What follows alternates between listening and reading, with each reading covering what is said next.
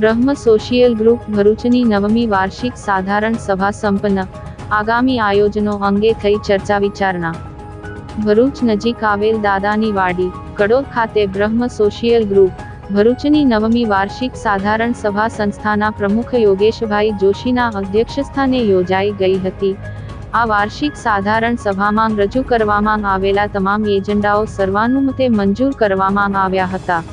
સભા દરમિયાન આગામી સમયમાં યોજાનારા વિવિધ સામાજિક કાર્યક્રમોની રૂપરેખા અંગે વિસ્તૃત ચર્ચા કરવામાં આવી હતી. આ સાથે જ અગ્રણીઓ દ્વારા આગામી સમયમાં બ્રહ્મ સમાજની વાડીના નિર્માણ અંગે પણ વિશેષ વિચાર વિમર્શ કરવામાં આવ્યો હતો.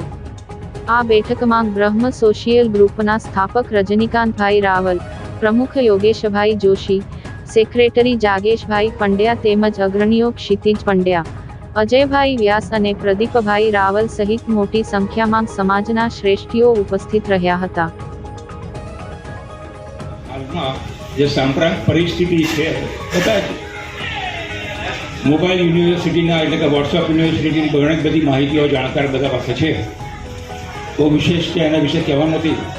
અને આમે પાછો બ્રહ્મ સમાજ એટલે ખૂબ જ જ્ઞાની સમાજ છે અને ઘણી બધી માહિતીઓ એમની પાસે હોય છે.